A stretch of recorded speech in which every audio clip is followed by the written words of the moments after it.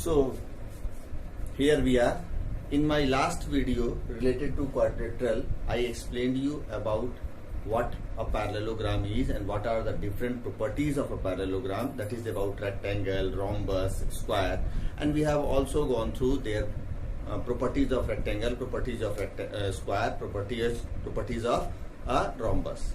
Now in this particular video we will try to focus on two things.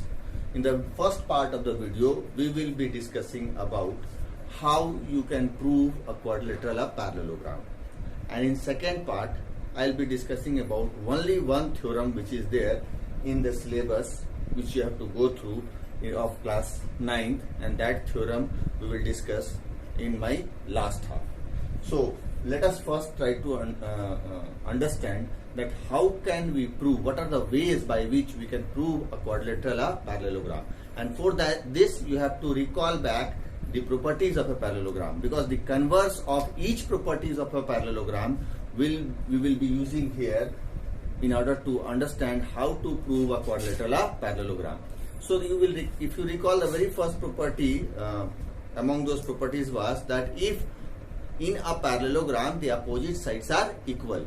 So same thing I am going to write in reverse form now, that if opposite sides of a quadrilateral are equal, we know as per properties of a parallelogram that in a parallelogram the opposite sides are equal. Now if we reverse that, if opposite sides of a quadrilateral are equal, then it is a parallelogram. What does it mean? It means that if a quadrilateral is given to you and you are asked to prove that it is a parallelogram, and in that quadrilateral if you know that its opposite sides are equal, then you can easily prove that it is a parallelogram. Say for example, if I say that here ABCD is a quadrilateral, ABCD is a quadrilateral where AB is equal to DC and BC is equal to AD. So I can, in quadrilateral ABCD, if AB is equal to DC and BC is equal to AD, the opposite sides are equal, then we can say that this ABCD will be a parallelogram. So ABCD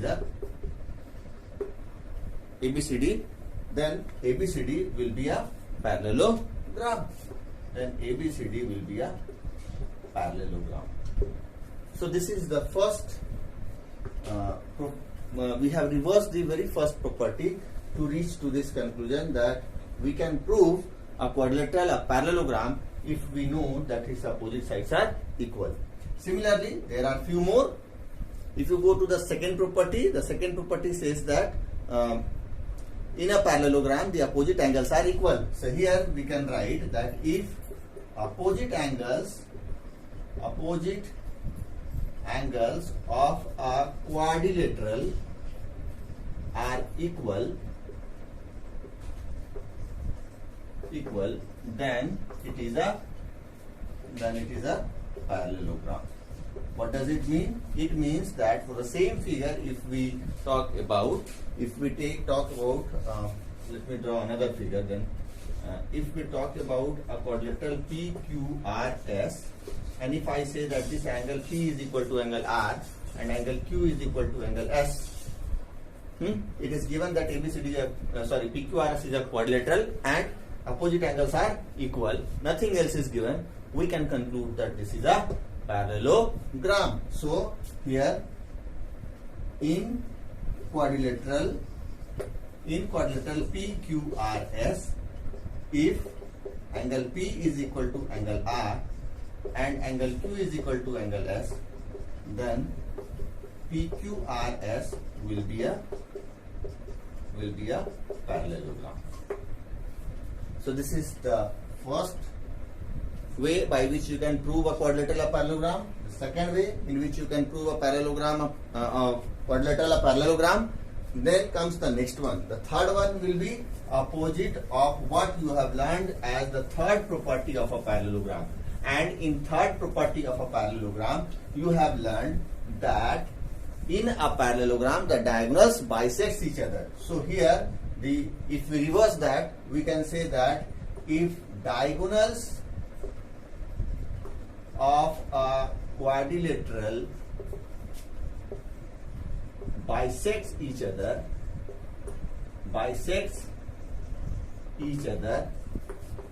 then it is a parallelogram. What does it mean? It means that if we take a quadrilateral, I name it now as LMNO, and if I say that their diagonals are bisecting, let this point be P, this is equal to this, and these two are equal. The diagonals are bisecting. That means PL is equal to PN and PM is equal to PO. So in quadrilateral LMNO, if here in this case PL is equal to PN and PM is equal to PO, the diagonals are bisecting, then we can say that LMNO will be a parallelogram. So this is the third way by which you can prove a quadrilateral or parallelogram. So these three ways by which you can prove a quadrilateral or parallelogram, we got these three by reversing, or you can say by the converse of the properties of a parallelogram. The fourth one is the very important one which you must keep in your mind, and we will be using this very frequently to prove a quadrilateral or parallelogram, and that is not amongst the list of the properties, but that is actually by combining the two properties, half part of the two properties. And now you need to understand this part, that is, if any one pair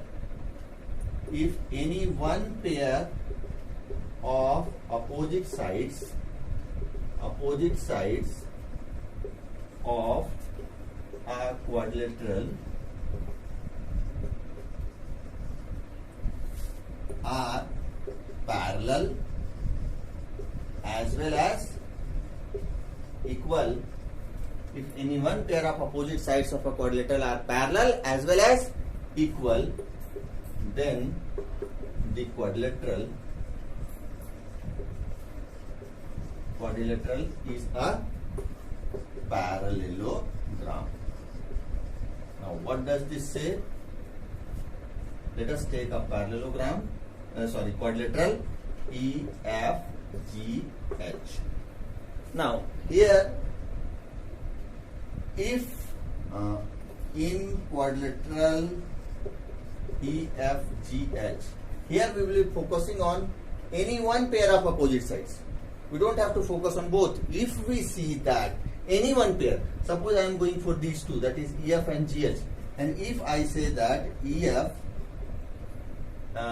any one pair of opposite sides are parallel as well as equal, EF is parallel to HG, and the same pair of opposite sides EF is also equal to HG. They are parallel, they are equal, both, and we have no idea about the other pair of opposite sides. So if we know we have idea about only one pair of opposite sides and we know that they are parallel as well as equal, then this quadrilateral EFGH will be a parallelogram. Then EFGH will be a parallelogram. So these are the different ways by which you can prove a quadrilateral or parallelogram. And if you are interested, you can go through the proof part also. It is given in your NCERT book. But this is the questions from these proof parts do not come in exam. It's not in syllabus. So therefore, we will not be focusing on the proof part of these statements. But you must know this because we will be using these converse of the properties of parallelogram, the first three, and the last one, this one, to prove a quadrilateral or parallelogram.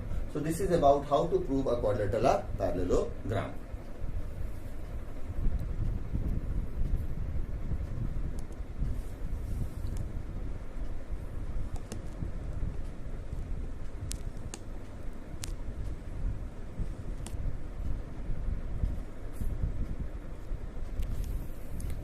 Now next we will talk about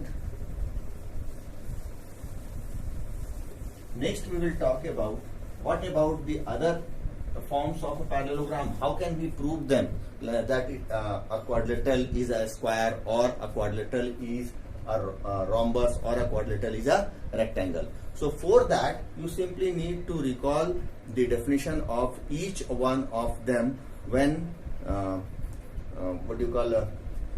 when related with a parallelogram. Like in rectangle, we say that a parallelogram whose any one angle is a right angle. So just now you learned how to prove a quadrilateral, a parallelogram. Once you prove that ABC, any particular quadrilateral is a parallelogram, if you prove that ABCD is a parallelogram by one of the methods which I have given you, I have given you 4 ways in which you can prove a quadrilateral, a parallelogram.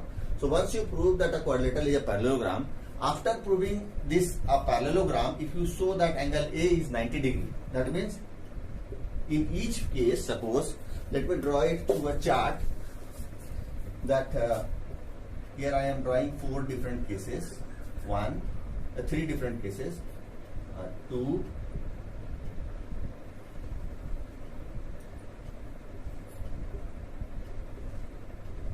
and this is the 3rd one. Okay. Here all these 3 cases, A, B, C, D, A, P, Q, R, S, L, M, N, O.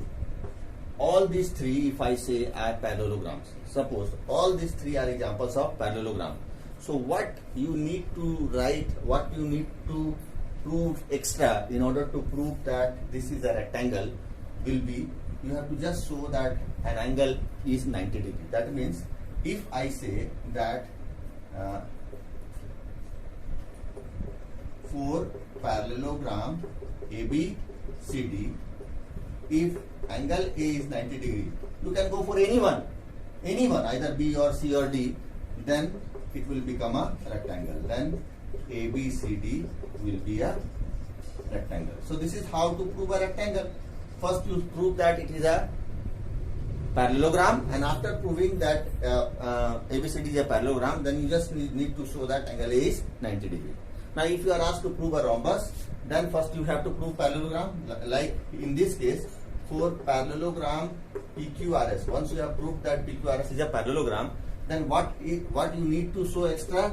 You just need to show their adjacent sides are equal. If you show that PQ is equal to QR, because the definition says that any one pair of adjacent sides are equal. If any one pair of adjacent sides of a parallelogram are equal, then it is called a rhombus.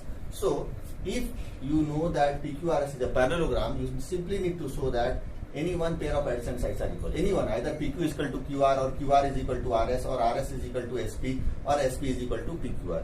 So if you show any one pair of adjacent sides equal, then this will become a PQRS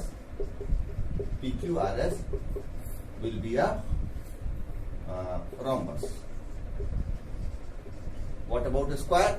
So for a square also, if for parallelogram LMNO, if it is given, you have proved that LMNO is a parallelogram, then you have to show that angle L is equal to 90 degree. Anyone, you can show that any one angle is 90 degree, and you have to also show that LM is equal to MN. Both things you have to show in order to prove that LMNO is a square. Now you have other ways also of proving a square. If you have already proved that LMNO is a rectangle, so the definition says that for a rectangle you simply need to show adjacent sides equal. So if I say that this is LMNO is a rectangle,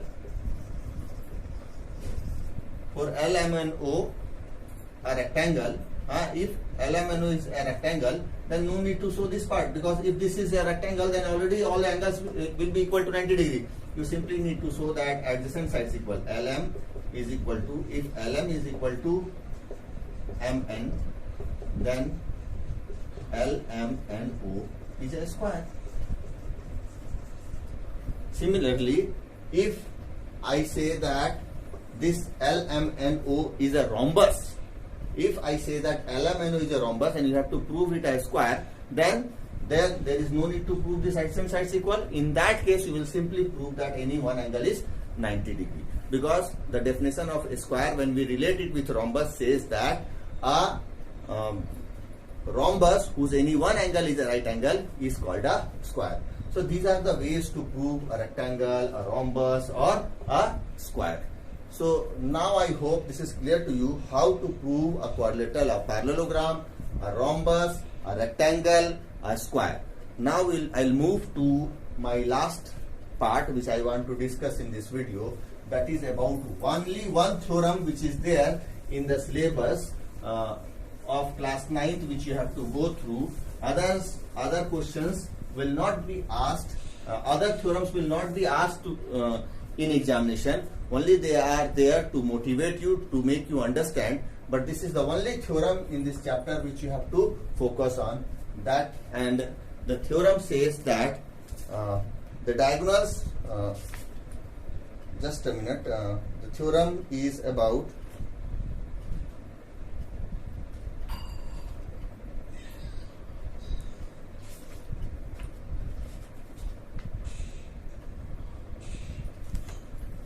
the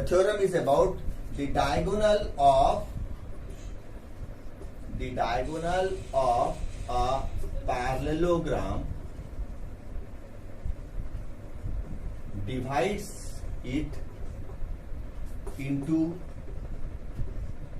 two congruent triangles.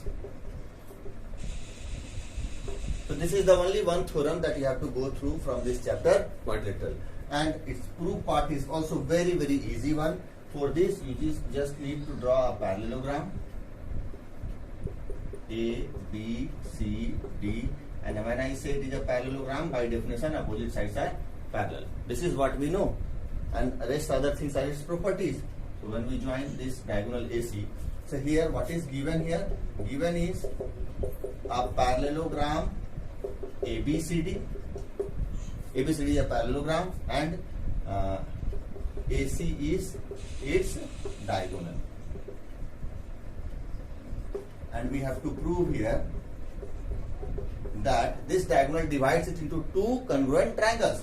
So we have to prove that AC divides it into two congruent triangles. We have to prove triangle ABC is congruent to triangle CDA, and then we'll come to the proof part. And when you are writing for the proof part, you must write the things properly, so that it should, vertex to vertex should match. Why I have started with C for the other triangle is because the angle which will be here at A, since these two lines are parallel, so this angle will be equal to this angle. Angle 1 will become equal to angle 2. They will form pair of alternate interior angles. So angle at A will be equal to the angle at C. Similarly, for these two pair of parallel lines, the angle here, if I say name it as 3, will be equal to this angle, angle 4. Why? They are pair of alternate interior angles. So in these two triangles, you can clearly see that the angle at 1 is equal to the angle 2 part, and angle 3 is equal to angle 4, and this AC is common to both.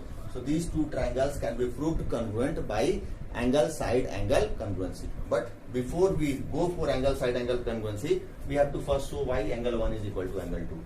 So we will write, since AB is parallel to BC and AC is a transversal, therefore angle 1 becomes equal to angle 2. Reason is pair of alternate interior angles. Why? For these two parallel lines, 1 and 2 are alternate interior angles. And what about this 3 and 4? The 3 and 4 are alternate interior angles for these two lines, line BC and AD. So we will write, since BC is parallel to AD and AC is a transversal,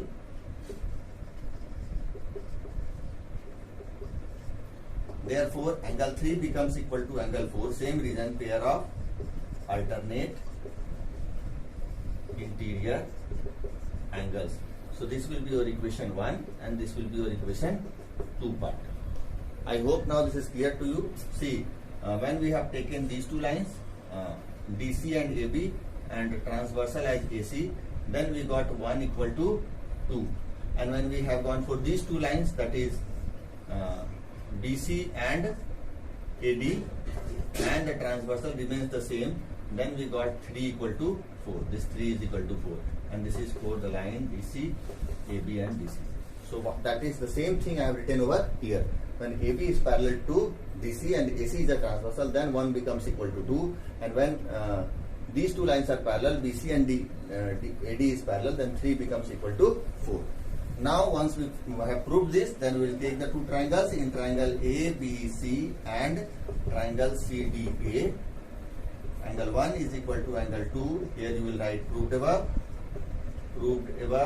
Then AC is equal to CA.